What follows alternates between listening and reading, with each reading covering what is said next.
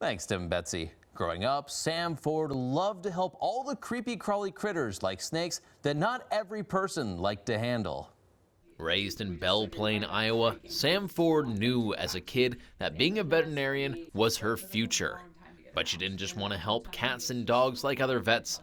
Ford wanted to help exotic animals.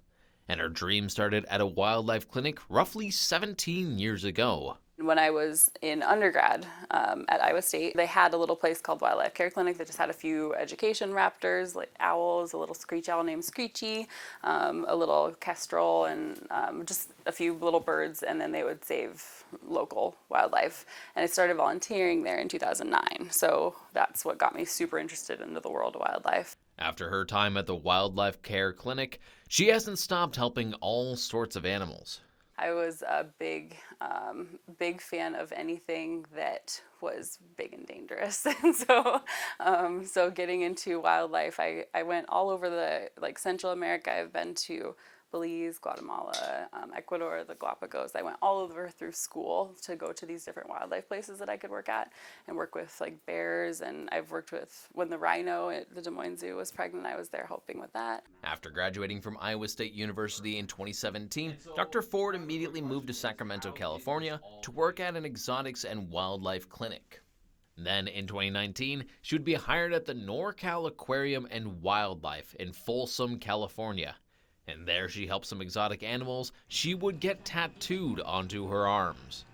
This is Mango, and he is a keel-billed toucan that was at the zoo that I work at still in California. And this is Ranger. He is still there. He's an eclectus parrot. This is Perry and her baby Sydney.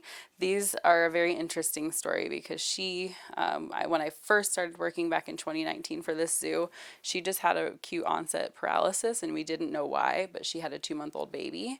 So they actually moved in with me while I did physical therapy for Perry, and I raised Sydney basically as my baby. I taught him how to climb, I taught him how to be a sloth, basically. Sam would eventually move back to Iowa in 2022 to work in Des Moines with exotics, but eventually moved to Spencer to work at the Homestead Small Animal Practice after the owner, a former classmate of hers, wanted to start helping more exotic animals in the area. Despite staying busy at the homestead, alongside rehabilitating critters, Dr. Ford still helps exotic animals across multiple states. Right now I'm doing zoo medicine from California and New Jersey, so I travel out every other month to New Jersey versus California and work as a zoo aquarium vet at 2 different places there. I also work at an aquarium in Des Moines, and I'm the vet for the Nature Center here in Dickinson County, and so I just do kind of everything. It's hard for me to sit still instead of going and playing with crazy animals. Even though Sam has been helping all sorts of animals for the past several years, to her, this all still feels like a dream. Honestly, I never thought I would be able to do anything like this. Like being able to travel to go see zoos, it literally was my dream growing up to be a zoo vet. I was like, that's not feasible. I'm going to be a general practitioner, and that's kind of just going to be it. And then, yeah, now I'm doing exactly what I dreamed of, and I've always been inspired by Jane Goodall's my biggest inspiration. So like being able to do some of the things that she's done. I've worked with monkeys, I've worked with apes, I've worked with those kind of things too.